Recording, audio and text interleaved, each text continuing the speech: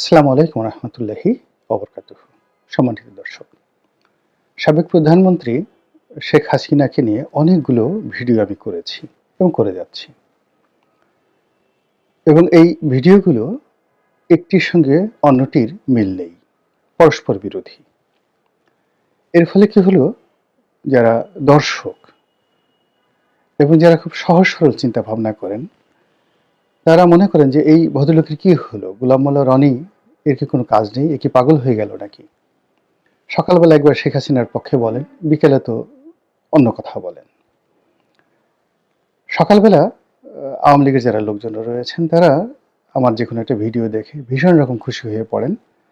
বিকেলবেলা তারা কনফিউজড হয়ে যান। আর আওয়ামী বিরোধী যারা শক্তি আছেন, তারা শুধু বলতে থাকেন যে এই লোকটার মতলব কি, কারণটা কি। তো সেই প্রশ্নগুলোর আমি একত্রে জবাব দেব এখানে, যে শেখ হাসিনাকে নিয়ে আমি কেন ভিডিও করছি। আমি অনেক ক্ষেত্রে যে ভিডিওগুলো করেছি, যেমন একটা ভিডিওতে খুব ভাইরালভাবে সবাই এটাকে ভাইরাল করার চেষ্টা করেছেন, সেই বক্তব্যের একটি অংশ, যে আমি শেখ হাসিনাকে কেন ভুলতে পারি না, একটা উদাহরণ দিয়েছি। এটার অর্থ যে শেখ হাসিনার অনেক নেতিবাচক বিষয় রয়েছে। তো আমার মতো একজন ক্ষতিগ্রস্ত ব্যক্তি, যার কিনা এমপিগিরি চলে গেছে, জেলে যেতে হয়েছে, আমার পৈতৃক বাড়ি বর্তমান যার মূল্য প্রায় 4 থেকে 5 কোটি টাকা, আরো বেশি, মাটির সঙ্গে মিশিয়ে দিয়েছেন। আমার ব্যবসা বাণিজ্য, আমার একটা কম্পোজিট টেক্সটাইল ছিল, সেই ব্যবসা বাণিজ্য তছনছ হয়ে গেছে। আমার বিরুদ্ধে মামলা হয়েছে, একাধিক মামলা, এবং রাষ্ট্রীয় যে সংস্থাগুলো আছে সেগুলোকে সেই 2014 সালের পর থেকে জাস্ট আমার পেছনে লেলিয়ে দেওয়া হয়েছে। এত কিছুর পরেও তার যে কিছু বিষয়, সেই বিষয়গুলো আমাকে নাড়া দেয় বা আমি ভুলতে পারি না। তো তাই যদি হয়, তাহলে তার যারা কোটি কোটি সমর্থক রয়েছেন, যারা আমার মতো ক্ষতিগ্রস্ত হননি, তো ক্ষতিগ্রস্ত না হওয়ার কারণে তাদের তো শেখ হাসিনা সম্পর্কে আবেগটা একেবারে টসটস করছে। তো সেই মানুষগুলো আওয়ামী বিরোধী শক্তির জন্য কতটা ভয়ঙ্কর, এক একটা অ্যাটম বোমা, এই জিনিসটা বোঝানোর জন্য আমি এই কথাটা বলেছি, যে আমার মতো মানুষের মনে যদি এই অনুভূতি থাকে, একইভাবে একান্তে যখন তারেক রহমান সাহেব বা বেগম জিয়া তিনিও চিন্তা করবেন, বা আওয়ামী লীগের সবচেয়ে ঘোরতর শত্রু জামাত, তারাও চিন্তা করবেন, এমন কতগুলো বিষয় শেখ হাসিনার মধ্যে রয়েছে যেগুলো তাদেরকে নিউট্রালাইজ করবে, ডিফিউজ করবে। ফলে আপনি শেখ হাসিনাকে যতদিন জীবিত আছে, আপনি তাকে ইগনোর করতে পারবেন না। This is one. Second thing হলো, শেখ হাসিনার নেতিবাচক দিকগুলো আমি বিভিন্ন ভিডিওতে বলেছি। কেন বলেছি? তিনি যেদিন থেকে, অর্থাৎ সেই 1982 সন থেকে যদি ধরি, অ্যাক্টিভলি তিনি বাংলাদেশের রাজনীতি নিয়ন্ত্রণ করছেন। এই সময়টিতে তিনি যখন যেভাবে প্রয়োজন সেভাবেই তিনি কাজ করেছেন। নিষ্ঠুরতা প্রদর্শন, কূটনীতি করা, প্রতিপক্ষকে ঠ্যাঙানো, প্রতিপক্ষকে বিভ্রান্ত করা, প্রতিপক্ষকে শেষ করে দেওয়া, বিশ্ববিদ্যালয়কে উত্তাল করে দেওয়া, এবং বিশ্ববিদ্যালয়ে ছাত্রলীগের ছেলেদের হাতে সে 80-র দশকে প্রতিপক্ষকে দমন করার জন্য যা যা করা দরকার, অর্থ, গুলি, বন্দুক, বারুদ, যা কিছু করার দরকার তিনি সরবরাহ করেছেন।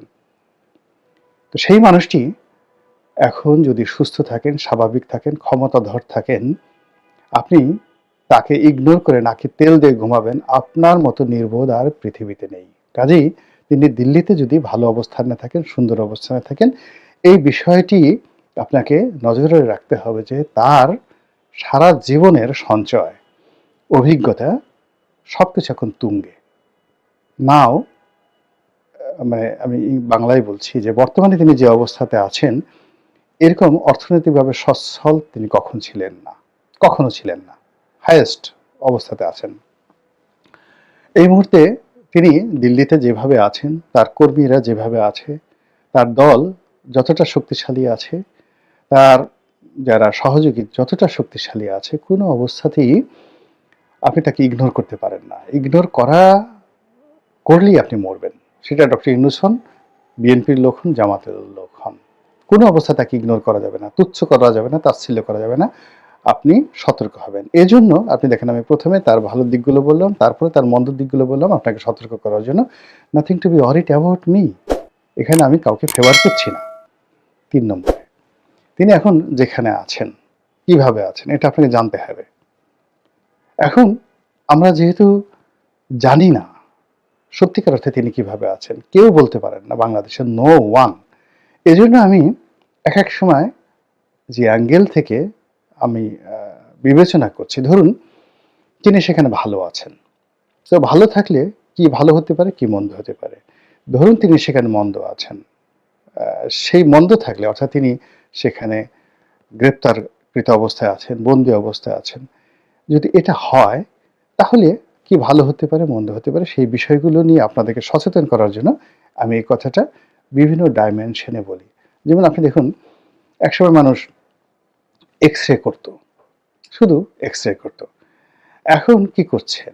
আপনি 3D এক্স-রে করছেন। আপনি সিটি স্ক্যান করছেন। অর্থাৎ আপনার পুরো দেহটিকে, শরীরটিকে ঘুরিয়ে ফিরিয়ে 3 ডাইমেনশনে না, এখন একেবারে 4র্থ ডাইমেনশনে তিনি দেখছেন। ফলে রাজনীতির ক্ষেত্রে আপনাকে 4 দিক থেকে 4টি বা 5টি আরও বেশি অ্যাঙ্গেল থেকে আপনি যদি চিন্তা করেন, আপনি রম্বস যেটা বলা হয়, বহুকোণ বিশিষ্ট বিভিন্ন অ্যাঙ্গেল থেকে হিরক এত উজ্জ্বল কেন, এবং সেই হিরকের দাম বেশি যে হিরকের যত বেশি কোণ তৈরি করা যায়, আলোটা সেভাবে বিস্তৃত হয়। তো আওয়ামী লীগকে যদি আপনার বিশ্লেষণ করতে হয়, আপনি যদি 3 ডাইমেনশনের পরিবর্তে 100টা ডাইমেনশন নিয়ে আওয়ামী লীগকে বিচার করেন, বিশ্লেষণ করেন, আপনি সতর্ক থাকতে পারবেন। আওয়ামী লীগকে সম্মান করার ক্ষেত্রে আপনি যেভাবে নিজে যোগ্যতম হবেন, আর আওয়ামী লীগকে ধ্বংস করার ক্ষেত্রে আপনার যোগ্যতা বৃদ্ধি পাবে। তো এই জন্য আমি আসলে বিভিন্ন অ্যাঙ্গেল থেকে এই কথাগুলো বলি। এখন যে শিরোনামটি আসছে, সেই শিরোনামটি হলো যে তিনি বাংলাদেশ থেকে গেছেন। এটাকে আমি ফার্স্ট ধরি। তো বাংলাদেশ থেকে তিনি কি স্বেচ্ছায় গেলেন, নাকি তাকে জোর করে পাঠানো হয়েছে? এই যে স্বেচ্ছায় যদি যেয়ে থাকেন আর জোর করে যদি পাঠানো হয়ে থাকে, এটার ইফেক্ট, আফটার ইফেক্ট আছে বাংলাদেশে, যেটি সরকারকে বুঝতে হবে, বিরোধী দলকে বুঝতে হবে। স্বেচ্ছায় যদি যেয়ে থাকেন তাহলে কারা তাকে যাওয়ার ক্ষেত্রে সহযোগিতা করেছেন, আর যদি অনিচ্ছায় যেয়ে থাকেন, তাকে জোর করে পাঠিয়ে দেওয়া হয়, তাহলে কারা এই কর্মটি করেছেন। যদি তাকে জোর করে পাঠিয়ে দেওয়া হয় তাহলে যারা করেছেন তাদেরকে পুরস্কৃত করতে হবে, তাদেরকে কাছে টেনে আনতে হবে। আর যদি স্বেচ্ছায় তিনি যেয়ে থাকেন, তাকে একটা নিরাপদ রুট করে দেওয়া হয়, যারা এই কাজ করেছেন তাদেরকে নির্বিষ করতে হবে, তারপরে তাদের বিরুদ্ধে ব্যবস্থা নিতে হবে, এবং এটি না করলে, অর্থাৎ সরকার যদি থ্যাঙ্কস দিতে না পারে, পুরস্কৃত করতে না পারে, তাও সরকার ভুল করবে। আর যদি সরকার শাস্তি দিতে না পারে, তাও সরকার ভুল করবে। গোকরা সাপে লেজে পা দিয়ে আপনি দাঁড়িয়ে থাকবেন, এটা ঠিক নয়। কিংবা একটা সাপকে আপনি মেরে ফেলবেন, মেরে ফেলার পরেও কিন্তু তার শরীরের প্রতিটি কোষ এটি আপনার জন্য বিষাক্ত। তো কাজে তিনি যে গেছেন, কিভাবে গেছেন, কার কারণে গেছেন, এটা আপনাকে বিশ্লেষণ করতে হবে।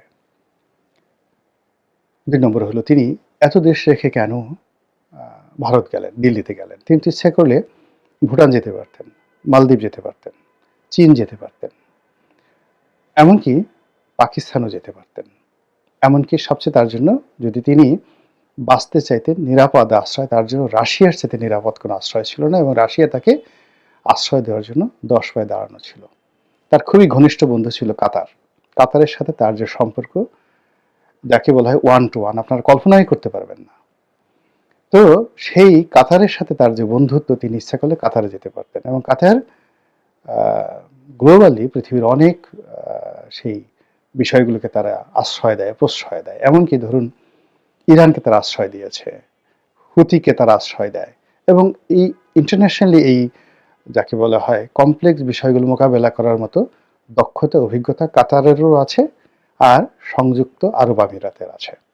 তো তিনি সহজেই সংযুক্ত আরব আমিরাতে, অর্থাৎ দুবাই যেতে পারতেন, আমিরাতে যেতে পারতেন, এবং কাতারে যেতে পারতেন। এমনকি প্রিন্স মোহাম্মদ বিন সালমানের সাথে তার খুবই ভালো সম্পর্ক, পারিবারিক সম্পর্ক, তিনি সৌদি আরবে যেতে পারতেন। তো সেটা দেখে তিনি কেন ভারতে গেলেন, এটা আপনাকে আগে বুঝতে হবে। 1। 2 নম্বর হলো, ভারত কি তাকে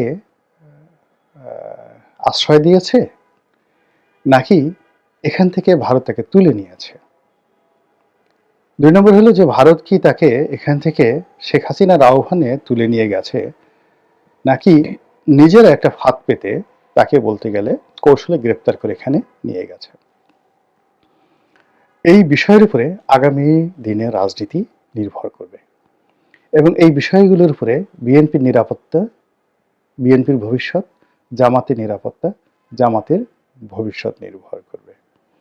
এবং আমি আমার এই ক্ষুদ্র বুদ্ধি বাংলাদেশের প্রেক্ষাপটে যারা রাজনৈতিক বিশ্লেষক, যারা রাজনৈতিক নেতা এবং যাদের রয়েছে বর্ণাঢ্য রাজনৈতিক ইতিহাস, বুদ্ধিজীবী, লেখক, সাহিত্যিক, সাংবাদিক, তাদের তুলনায় আমি একেবারে পিনাট, অবোধ শিশু। তারপরেও আমি যে প্রশ্নগুলো করলাম বা যে বিষয়গুলো নিয়ে আমি আলোচনার চেষ্টা করি, আমি হয়তো অনেক কিছু বুঝাতে পারি না, এটা আমার ব্যর্থতা, বা অনেকে বোঝেন না, সেটা তাদের ব্যর্থতা। কিন্তু যে বিষয়গুলো নিয়ে আমি আলাপ আলোচনা করি, প্রথমত এই বিষয়টি অন্য যারা রয়েছেন, যাদের করা উচিত, তারা করেন না।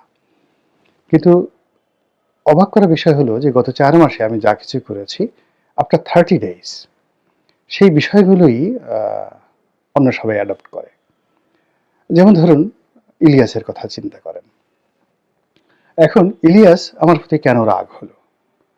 ইলিয়াস আমার প্রতি রাগ হলো যে আমি জামাতের সমালোচনা করছিলাম কিছু বিষয় নিয়ে আগস্ট মাসের শেষের দিকে, সেপ্টেম্বর মাসের প্রথম দিকে। তো যেহেতু ইলিয়াস, ওরা সবসময় জামাতের, আপনি পেইড এজেন্ট বলেন বা নন পেইড এজেন্ট বলেন বা জামাতের খুব আপন বলেন বা জামাতের জন্য তারা অন্তঃপ্রাণ বলেন, তারা কিন্তু এই বিষয়গুলো মেনে নিতে পারেননি। ফলে কি হলো, আমার বিরুদ্ধে তারা প্রচারণায় নামলো। কিন্তু এখন দেখা গেল যে আমি যে বিষয়গুলো বলছি এটি ওপেন, বাংলাদেশে সবাই বলছেন এবং ওরাও যারা বাইরে থেকে ভিডিও টিডিও করে জামাতের পক্ষে, তারাও কিন্তু এখন অনেকটা লাজবাব হয়ে গেছে। জামাতের পক্ষে তারা কিন্তু কথা সরাসরি বলতে পারছেন না, মার্কেটিং করতে পারছেন না, এই অবস্থার সৃষ্টি হয়েছে। অথচ আমি যখন যে বিষয়গুলো তুলেছিলাম প্রথম দিকে, ওই বিষয়গুলো যদি জামাত গ্রহণ করতে পজিটিভ অর্থে, জামাতের যারা পেইড এজেন্ট রয়েছেন দেশের বাইরে, দেশের ভিতরে, তারা যদি এটাকে বিদ্বেষমূলক না নিয়ে এই বিষয়গুলো নিয়ে যদি আমার সঙ্গে আলোচনা করতেন বা নিজেরা আলোচনা করতেন, তাহলে আজকের যে পরিবেশ পরিস্থিতি, যেটি আমিরকে নিয়ে হচ্ছে, যেটি আজহারিকে নিয়ে হচ্ছে, জামাতের সাধারণ সম্পাদককে নিয়ে যেটা হচ্ছে, মানে যারাই জামাতের পক্ষে কথা বলছেন তারাই এখন জনরোষের শিকারে পরিণত হচ্ছেন। এবং জামাতের সঙ্গে বিএনপির আজকের যে দাকুমরার সম্পর্ক, এটি আমার যে আগস্ট মাসের প্রেডিকশন ছিল, এটি কখনোই হতো না যদি প্রথমে তারা সতর্ক হতেন। 1। 2 নম্বর হলো, আমি যখন বলেছি তখন জামাতের সাথে বিএনপির একটা বন্ধুত্ব ছিল। ফলে ইলিয়াস যারা ছিলেন বাইরে, তারা সবাই মনে করেছেন যে এই লোকটা আবার সেই এখন যে কথাবার্তা বলছেন, এলোমেলো কথাবার্তা বলছেন, তাতে বিএনপিও ক্ষতিগ্রস্ত হবে, জামাতও ক্ষতিগ্রস্ত হবে, একটা প্যাঁচ লাগানোর চেষ্টা করছেন। কিন্তু দেখেন, প্যাঁচ তো লেগে গেছে এখন। এবার আমি এই প্যাঁচ লাগার ক্ষেত্রে খুবই ক্ষুদ্র একজন মানুষ, আমার পক্ষে তো প্যাঁচ লাগানো তো দূরের কথা, আমার কজন ভিউ আছে, বা আমার কথা কে শোনে, বা আমার কথা কে অনুসরণ করে, আই ডোন্ট নো, আমি জানি না। তা আমি আমার মতো বলে যাচ্ছি। কিন্তু যে বিষয়গুলো আমি, মানে যেটিকে বলা হয় গিট্টু লাগা, গিট লাগার কথা বলেছিলাম আগস্ট মাসে, সেপ্টেম্বর মাসে, সেই জিনিসগুলো এখন এমনভাবে গিট লেগে গেছে, আপনি ইচ্ছা করলে গিট খুলতে পারবেন না। এখন আপনি ইচ্ছা করলে জামাতের সাথে বিএনপির বন্ধুত্ব করতে পারবেন না, বিএনপির সঙ্গে ডক্টর ইউনূসের বন্ধুত্ব করতে পারবেন না, ডক্টর ইউনূসের যারা লোকজন আছেন তারা ইচ্ছে করলে এখন জামাতের সাথে বন্ধুত্ব করতে পারবেন না। এই কথাগুলোই বলেছিলাম এবং তখন যে কথাগুলো বলেছিলাম যে আওয়ামী লীগকে একেবারে মনে হয় যেন ফিনিশ করে ফেলছে, আগস্ট মাসের 15 তারিখে আওয়ামী লীগ নেই বাংলাদেশে, এরকম একটা যে আত্মতৃপ্তি ছিল সকলের মধ্যে, বা এখনো যারা আওয়ামী লীগকে তুচ্ছ করার চেষ্টা করছেন, তাচ্ছিল্য করার চেষ্টা করছেন, এই বিষয়গুলো যতক্ষণ পর্যন্ত শেখ হাসিনা আছে, যতক্ষণ পর্যন্ত আওয়ামী লীগ আছে, এটাকে আপনি যদি সংবিধান, 72-এর সংবিধানকে আপনি একেবারে শেষ করে দেন, আওয়ামী লীগকে ভ্যানিশ করে দেন, ছাত্রলীগকে ভ্যানিশ করে দেন, কাগজে কলমে হবে। কিন্তু বাস্তবে এটা করার জন্য যে কাজগুলো করা দরকার, এই কাজ করতে অ্যাটলিস্ট 10 বছর সময় লাগবে আপনার, সবকিছু দিয়ে সব স্বাভাবিক থাকে। তো এই কারণেই শেখ হাসিনা যে অবস্থা, তিনি এখন আওয়ামী লীগের প্রতীক হিসেবে কাজ করছেন, ভারতের ট্রাম্প কার্ড হিসেবে আছেন, পক্ষে হোক বিপক্ষে হোক।